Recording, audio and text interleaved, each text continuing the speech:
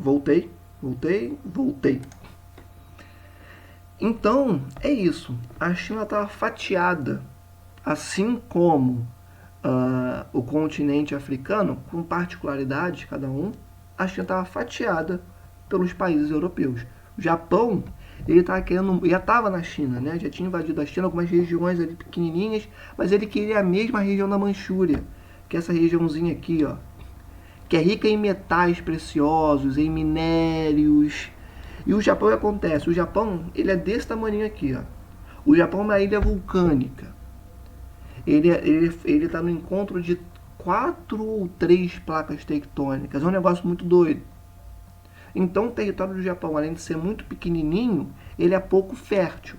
Só que para você desenvolver um plano de industrialização, você precisa de quê? De matéria-prima. Porque para gerar energia, você precisa de matéria-prima. Para você gerar, conseguir, que no caso a geração de energia naquele momento dependia em grande parte do carvão, você precisa extrair essa commodity. Commodity é tudo aquilo que você retira da natureza e atribui um preço a ela, ou seja, você vende, beleza? Soja, milho, laranja, petróleo, carvão, tudo isso é commodity, porque é algo natural que atribui preço e vende no mercado externo, tá bom? Então, o Japão precisava dessa commodity, e onde ele tinha muito essa commodity? Na China. Então a região da Manchúria sempre foi objeto de desejo do Japão, e não só do Japão, como dos outros países imperialistas também, tá? Então essa era a situação política da China nesse momento, no século XIX.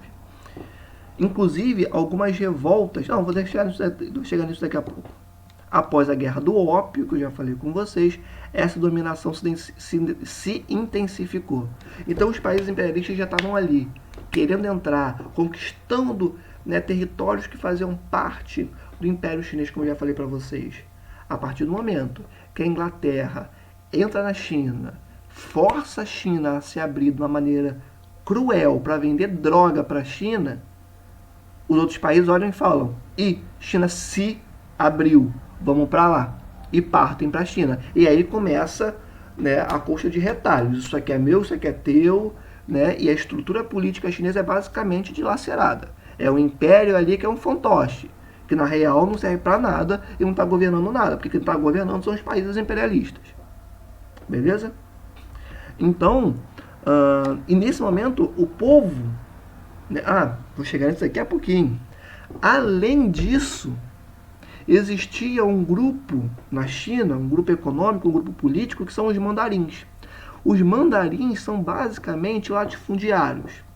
São donos de terra, são senhores de guerra, de terra, que inclusive eram conhecidos na China como senhores da guerra, que basicamente são indivíduos muito ricos, com um poder econômico absurdo, e que eram como se fossem milícias, compreendem? Eram milícias que existiam ali no território chinês, que eram submetidas ao imperador. Só que o que acontece? Essas milícias, esses senhores da guerra, veem essa entrada dos países imperialistas, e vocês acham que eles apoiaram algum tipo de luta contra esses países? Muito pelo contrário. Eles estavam mais preocupados com as questões que envolviam o seu feudo, que envolviam ali o seu território de influência, do que com o país inteiro. Então, para o mandarim, para um senhor da guerra, um senhor de terra, do chinês nesse momento, o que importa para ele é manter os seus privilégios, manter a sua grana, manter a sua estrutura política e econômica, manter o que é seu funcionando. E para isso eles apoiam os países estrangeiros. Eles apoiam as potências imperialistas do século XIX. Então, olha só o cenário. Você tem um país gigante, que mandava na Ásia, inclusive, fatiado entre outros países, de outros continentes, e o outro que estava ali do lado, do mesmo continente que o Japão.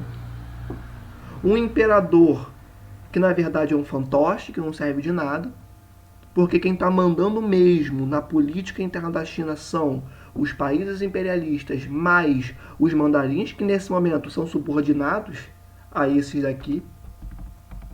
Olha essa confusão absurda, olha essa estrutura política da China nesse momento. Durante o século XX, lembrando, isso começa no final do século XIX e vai se estender até o século... A gente está no século XXI, tá? No século XX, isso aqui ainda estava acontecendo. Isso só vai acabar porque o povo vai bater de frente com essa estrutura de opressão. E quando eu digo opressão, é opressão mesmo. O que os japoneses faziam na China, o que os países imperialistas faziam na China, você tinha regiões dentro da própria China em que tinham duas placas. Proíbe-se a entrada de cães e proíbe-se a entrada de chineses em alguns estabelecimentos. Você tinha uma estrutura em que os europeus fiscalizavam diretamente o trabalho dos chineses. Era uma situação quase que escravocrata. Os chineses não eram tidos enquanto seres humanos dentro do seu próprio país. É disso que eu estou falando.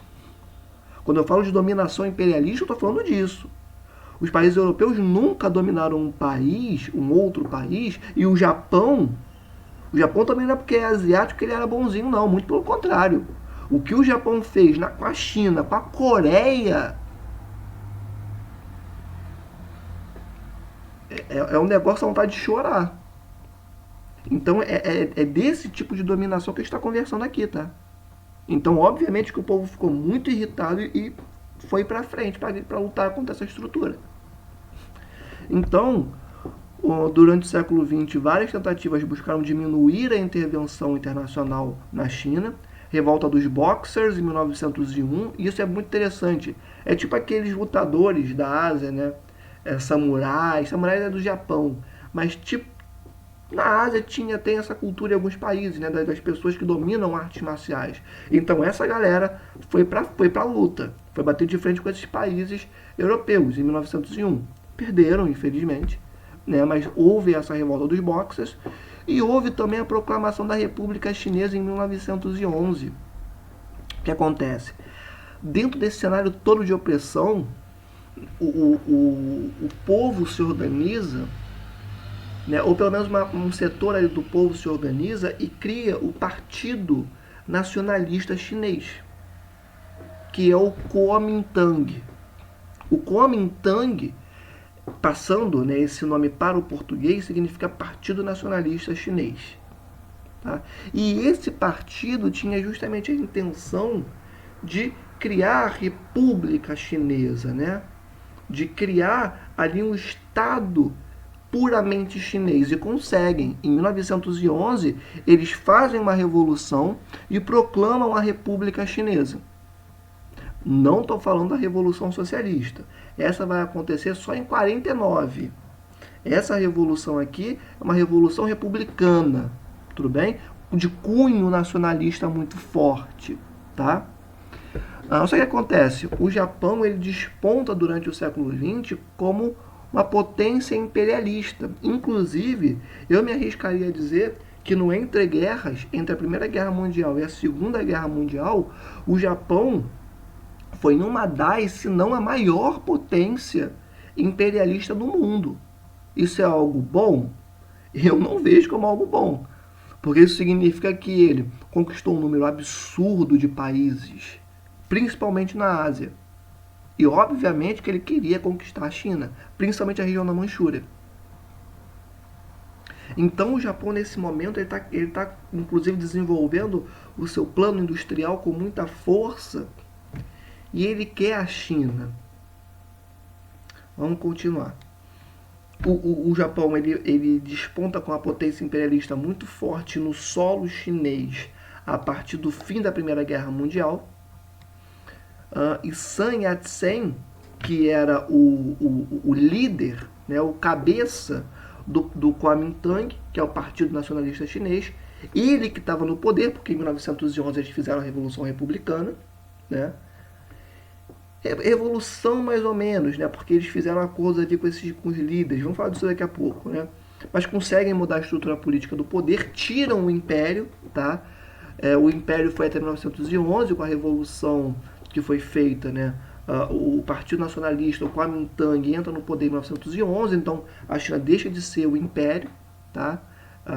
Dominada por dinastias, e agora dominada Quem exerce o poder político dentro do território chinês é o Partido Nacionalista, o Kuomintang, a partir de 1911. Tá? E o líder dele era Sun Yat-sen. E esse cara que estava no poder é pressionado de todos os lados. Porque antes quem era pressionado era o imperador. Agora é o Sun Yat-sen. O que acontece? Eles conseguem proclamar a república, mas vocês acham que as potências europeias iam sair, europeia e japonesa, iam sair do território chinês assim? Ah, eles proclamaram a república. Claro que não. A Inglaterra, que pressiona a China para vender, para entochar ópio, vender ópio para a população chinesa, não ia sair porque eles proclamaram a república, com muito custo, inclusive. Obviamente a pressão imperialista estava ali, ó, de um lado, e do outro quem? Os senhores da guerra. O que acontece? Nesse momento, os senhores da guerra, os chefes militares locais, queriam a autonomia chinesa. Ué, professor, por quê? Porque eles estavam vendo o Japão entrando. Quais potências europeias eles conseguiram ali o que negociar? O Japão queria tudo. O Japão queria a China toda para ele. E a região da Manchúria, que era muito importante para a China como um todo. Então, os senhores da guerra, né, os chefes militares locais, vendo essa entrada japonesa, começam a falar, pô, esses caras aí, mané. Pô, e esses caras aí? Como é que é esse bagulho? Vamos fazer nada não? Então, de um lado, potências imperialistas e do outro, os chefes da guerra. Vamos passar. De um lado, potências imperialistas encabeçadas pelo Japão, diversos surtos de agitações populares lideradas por estudantes universitários chineses. Isso aqui é muito importante, tá? Quando a gente pensa nessa atuação imperialista japonesa na China, nós temos esse movimento, né, que se eu não me engano era chamado de movimento dos 4 de maio, não lembro agora o nome exato, mas é esse movimento que ele foi liderado, né, por estudantes universitários chineses a partir de 1919. E por que essa galera se mobilizou para lutar contra o Japão? Porque eles protestavam contra as humilhantes concessões dadas aos japoneses por conta do Tratado de Versalhes. Professor, o que é o Tratado de Versalhes? Olha para cá. Olha essa transição, tá maluco? Vamos lá. Com o fim da Primeira Guerra Mundial, um tratado foi assinado, que é o Tratado de Versalhes, né, que inclusive colocava a Alemanha como a principal causadora, a principal culpada pela Primeira Guerra Mundial. Isso significava que todos os territórios que tinham sido conquistados pelo Império Alemão até aquele momento iam ser redistribuídos entre as potências ganhadoras, vencedoras da Primeira Guerra Mundial. Dentre esses territórios, né, que eram da Alemanha, existiam ali porções do território chinês.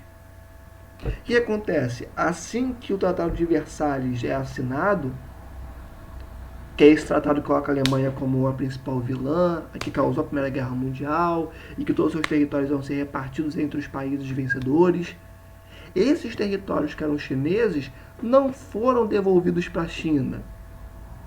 Foram entregues para o Japão. Percebem?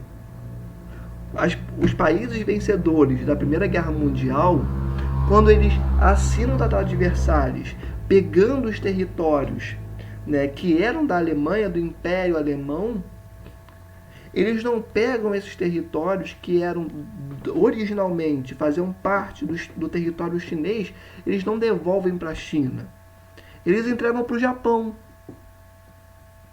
Então, percebendo isso, estudantes universitários ficaram muito incomodados, porque viram isso como uma humilhação. Quando eu digo que, inclusive, os chineses chamam de período das humilhações, na verdade, eles chamam mais. Eles chamam de século de humilhação, que começa com essa invasão imperialista no século XIX, principalmente da Inglaterra, para vender ópio, né? E vai culminar ali, daqui a pouco a gente vai chegar com mais presença nesse assunto, com a invasão japonesa. Então, todo esse momento na história chinesa é um marco muito grande, que eles chamam de século da humilhação.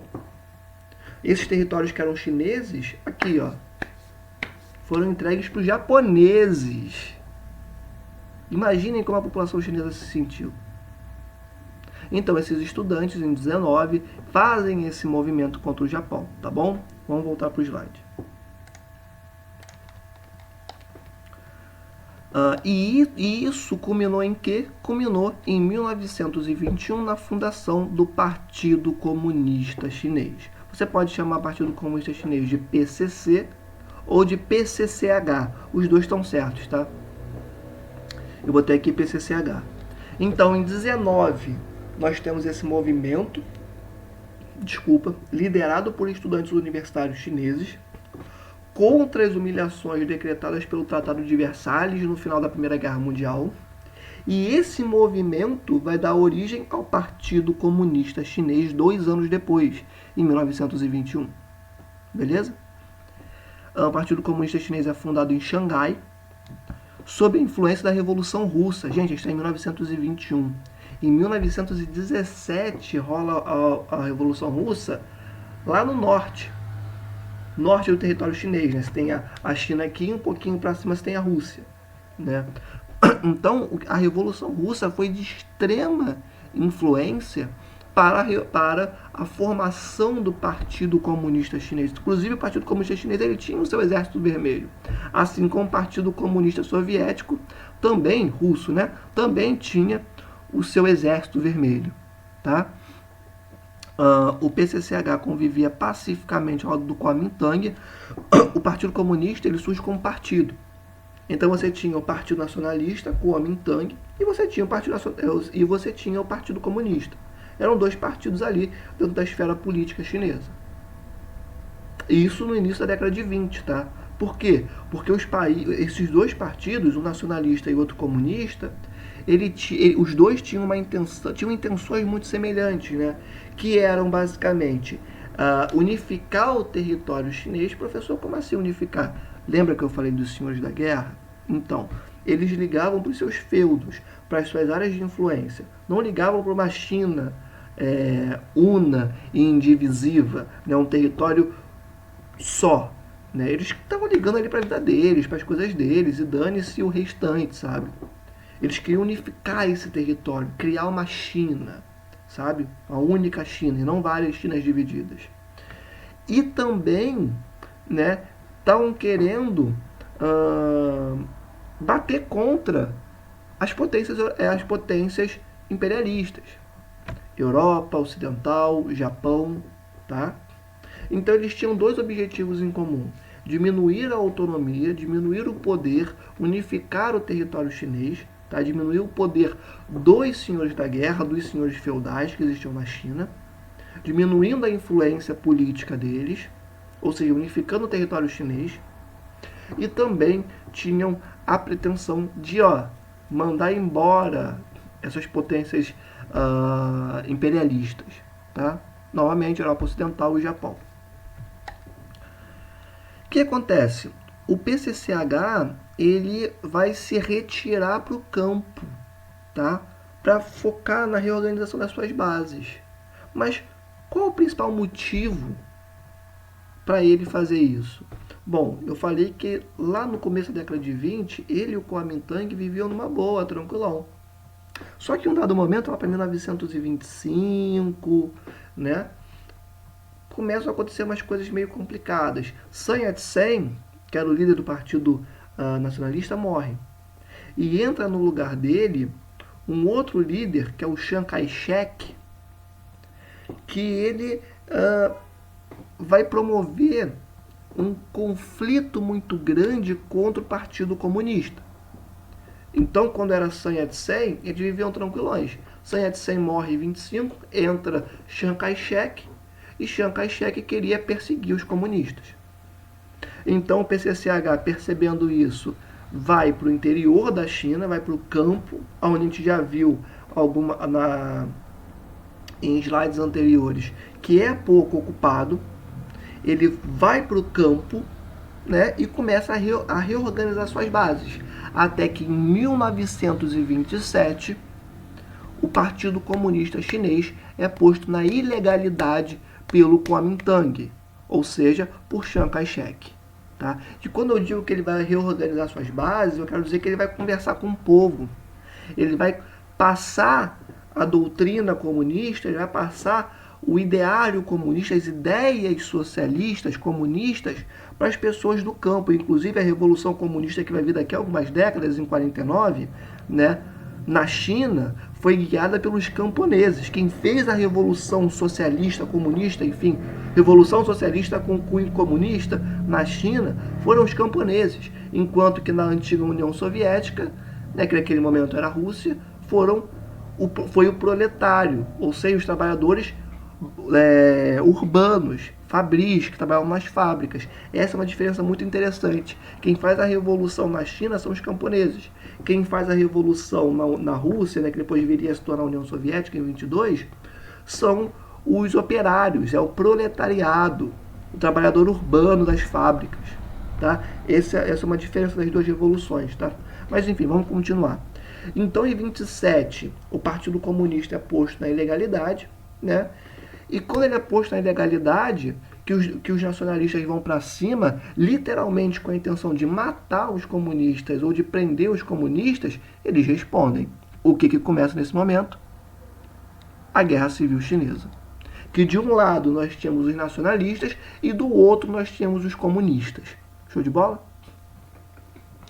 E em 1931, os comunistas que estavam lá no interior se refugiaram no mato, se refugiaram no interior da China, fundam a República Soviética da China em Jiangxi, né, que passou a se tornar o centro do Partido Comunista Chinês. O Partido Comunista Chinês ele é fundado em Xangai, e Xangai vai ter uma importância muito grande para o partido em todo esse período, mas eles fundam a República Soviética da China em Jiangxi, né, que nesse momento de perseguição se torna o centro do partido, tá, que fica a leste da China. Beleza? Eu vou parar aqui para gravar mais uma parte da nossa aula, porque eu nem lembro mais qual é a parte. Tá?